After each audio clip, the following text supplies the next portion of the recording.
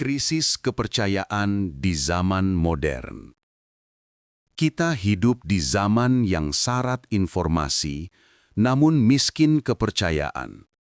Setiap hari, manusia modern mengakses berita dari ribuan sumber, dari televisi hingga media sosial. Tetapi di tengah kelimpahan data, muncul paradoks baru. Semakin banyak yang kita tahu, semakin sulit kita percaya. Dunia digital memberi kita koneksi tanpa batas, namun juga menanamkan benih kecurigaan tanpa ujung. Filsuf Prancis Jean-François Lyotard menyebut kondisi ini sebagai gejala postmodernisme, zaman ketika manusia kehilangan kepercayaan terhadap narasi besar, grand narratives, seperti agama, sains, atau otoritas moral. Kita hidup dalam dunia di mana kebenaran tidak lagi tunggal, melainkan terfragmentasi menjadi ribuan opini pribadi. Dalam ruang kosong itu, teori konspirasi tumbuh dengan subur. Ia menawarkan sesuatu yang terasa spiritual. Narasi besar baru yang menjelaskan kekacauan dunia, bahwa ada kekuatan rahasia yang mengatur segalanya di balik layar, dan kita termasuk sedikit orang yang mengetahui kebenaran. Bagi orang Kristen, fenomena ini lebih dari sekedar gangguan sosial. Ini adalah ujian iman. Teori konspirasi menguji, apakah kita sungguh percaya bahwa Allah berdaulat atas sejarah, atau kita lebih percaya pada kekuatan gelap yang diklaim menguasai dunia? Mengapa kita suka percaya yang aneh? Secara psikologis, teori konspirasi memuaskan 3 kebutuhan manusia yang paling dasar: makna, kendali, dan komunitas. Pertama, makna. Dunia yang kompleks dan tidak pasti menimbulkan kecemasan eksistensial. Teori konspirasi memberi penjelasan sederhana atas kekacauan. Daripada menerima bahwa pandemi atau perang adalah hasil dari berbagai faktor sosial dan biologis yang rumit, lebih mudah mempercayai bahwa semuanya diatur oleh satu kelompok elit rahasia. Kedua, kendali. Percaya bahwa seseorang tahu rahasia memberi rasa kuasa di tengah ketidakpastian. Ketiga, komunitas. Di era media sosial, teori konspirasi menjadi semacam agama digital. Ia membentuk kelompok solidaritas yang merasa diri tercerahkan melawan mayoritas yang dianggap tertipu. Psikolog Karen M. Douglas menyebutnya conspiracy mentality, pola pikir yang selalu mencurigai adanya aktor jahat di balik setiap peristiwa. Dalam terang iman Kristen, ini bukan sekadar masalah kognitif, tetapi spiritual. Kecurigaan menggantikan percayaan dan rasa takut menyingkirkan damai sejahtera. Ketika kecurigaan menggantikan iman. Iman sejati tidak lahir dari kontrol, tetapi dari kepercayaan. Namun, teori konspirasi menumbuhkan iman palsu, bukan kepada Allah, melainkan kepada narasi manusia. Dalam tradisi Reformed, John Calvin menegaskan bahwa natur manusia adalah rusak.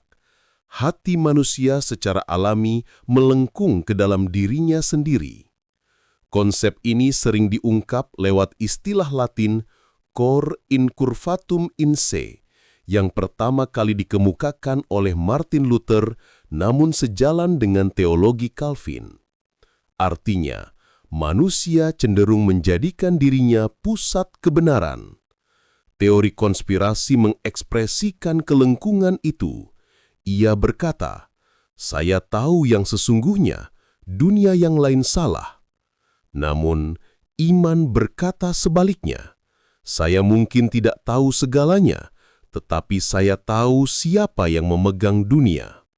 Bagi Calvin, iman bukan sekedar kepercayaan buta, melainkan pengakuan bahwa segala sesuatu, termasuk misteri dunia, berada dalam kedaulatan Allah.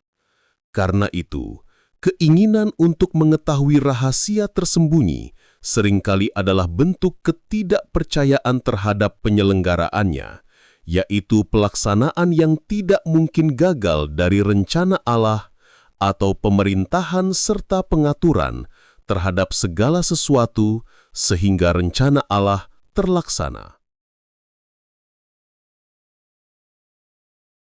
Contoh kasus konspirasi pandemi COVID-19. Pandemi global COVID-19 menjadi laboratorium sosial terbesar bagi penyebaran teori konspirasi modern. Salah satu teori paling populer menyatakan bahwa virus SARS-CoV-2 diciptakan di laboratorium Wuhan sebagai senjata biologis. Ada pula narasi bahwa vaksin COVID adalah alat untuk menanamkan microchip guna mengontrol populasi dunia, dikaitkan dengan tokoh seperti Bill Gates dan organisasi seperti WHO.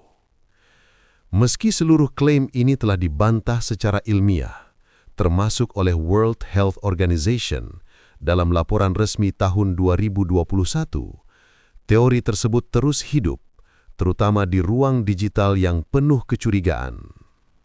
Penelitian Pew Research Center 2021 menunjukkan bahwa di Amerika Serikat, sebagian kelompok Kristen evangelikal lebih rentan terhadap teori konspirasi COVID dibandingkan kelompok non-religius.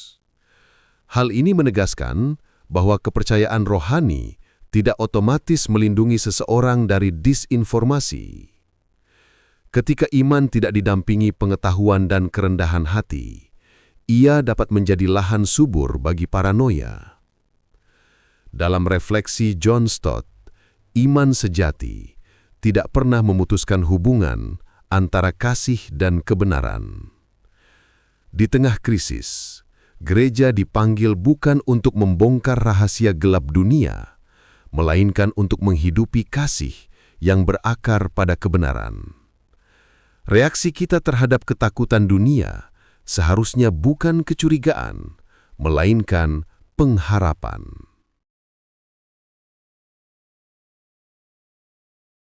Antara kecurigaan dan kearifan. Menjadi kritis bukan berarti menjadi konspiratif. Sikap kritis lahir dari kerendahan hati. Sikap konspiratif lahir dari kesombongan terselubung. Kritis bertanya, apakah ini benar? Konspiratif berkata, semua orang salah kecuali saya. Dalam iman Kristen, kebijaksanaan selalu dikaitkan dengan takut akan Tuhan, bukan takut terhadap dunia. Takut akan Tuhan adalah permulaan pengetahuan. Amsal 1 ayat 7. Orang bijak tidak menelan mentah-mentah semua informasi, tetapi juga tidak menolak segalanya dengan kecurigaan. Ia menimbang dengan hikmat. Dalam era media sosial, tindakan menunda share mungkin bentuk baru dari disiplin rohani. Sebab ketaatan hari ini tidak hanya soal moral, tapi juga soal informasi. Dunia yang perlu disembuhkan. Krisis kepercayaan di zaman ini pada dasarnya adalah pemberontakan terhadap kedaulatan Allah. Manusia yang tidak lagi percaya kepada Allah akan berusaha mencari penguasa lain untuk menjelaskan dunia. Ia menolak penyelenggaraan ilahi dan menggantikannya dengan narasi alternatif, entah berupa ideologi politik, sains yang absolutis, atau teori konspirasi yang memikat. Teori konspirasi adalah bentuk modern dari dosa lama. Keinginan manusia untuk menjadi seperti Allah, mengetahui segala sesuatu, menentukan kebenaran sendiri, dan menolak bergantung kepada pencipta. Dari Taman Eden hingga ruang digital abad ke-21, manusia terus mengulang dosa yang sama. Non serviam, aku tidak mau tunduk. Tradisi Reformed mengajarkan bahwa hanya ada dua kemungkinan pandangan dunia. Dunia diatur oleh Allah yang berdaulat atau dunia menjadi panggung kekacauan yang dikendalikan oleh makhluk ciptaan. Kedua pandangan itu tidak bisa disatukan. Calvin berkata bahwa tidak ada setetes pun hujan yang jatuh tanpa izin Allah. Doktrin providensia bukan sekadar teori, melainkan dasar penghiburan bagi umat Tuhan. Allah bukan penonton pasif sejarah, melainkan penguasa aktif yang mengarahkan segala sesuatu menuju maksud kekalnya. Karena itu, bagi iman Reformed, teori konspirasi bukan hanya salah secara faktual, tetapi juga keliru secara teologis. Ia menggantikan pemerintahan Allah dengan tangan-tangan manusia.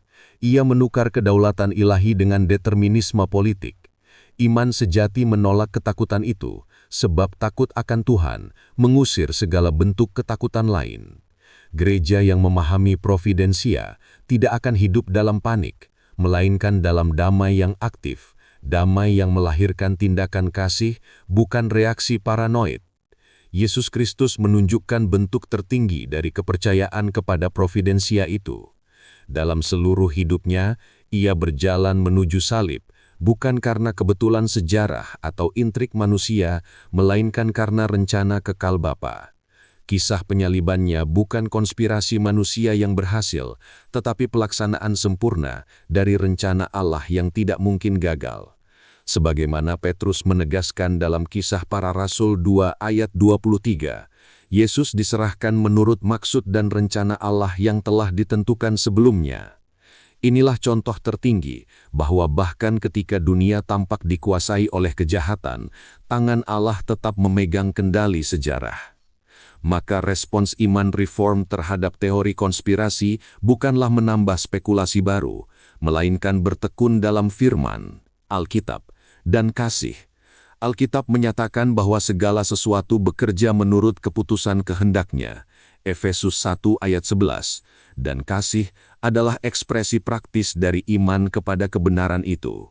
Seperti dikatakan Timothy Keller, kebenaran tanpa kasih membuat kita fanatik. Kasih tanpa kebenaran membuat kita sentimentalis. Hanya kasih yang berakar dalam kebenaran dapat menyembuhkan dunia. Itulah panggilan iman Reformed, menghadirkan kasih yang cerdas, bukan ketakutan yang berbalut spiritualitas. Bagi orang Reformed, kasih dan kebenaran bukan dua kutub yang harus diseimbangkan, melainkan dua wajah dari satu realitas yang berakar di dalam Kristus. Kebenaran tanpa kasih adalah bentuk lain dari penyimpangan doktrin. Kasih tanpa kebenaran adalah penyangkalan terhadap Injil. Maka gereja yang setia kepada Injil tidak perlu berlindung di balik teori konspirasi, sebab Allah tidak pernah kehilangan kendali, bahkan atas informasi palsu sekalipun. Tugas gereja bukan mengungkap rahasia dunia, melainkan mengumumkan kebenaran Allah dalam Kristus. Tugas orang percaya bukan menebar kecurigaan, melainkan memancarkan kasih yang cerdas dan rendah hati. Dan panggilan tertinggi orang Reform di dunia yang curiga ini tetap sama, hidup di bawah providensia Allah, percaya pada kedaulatannya, dan memuliakan Dia. Kesimpulan: teori konspirasi adalah cermin dari hati manusia yang takut kehilangan kendali. Ia menawarkan kebenaran alternatif, tetapi di balik itu menyembunyikan keinginan untuk menjadi seperti Allah, mengetahui segala sesuatu. Namun, iman Kristen tidak dibangun di atas rasa tahu, melainkan atas kepercayaan kepada Allah yang tahu segalanya. Kebenaran sejati tidak disembunyikan dari dunia, melainkan diwahyukan dalam diri Kristus. Dan hanya kebenaran itu yang dapat memerdekakan kita dari kecemasan dan kecurigaan yang menyesakkan dunia modern.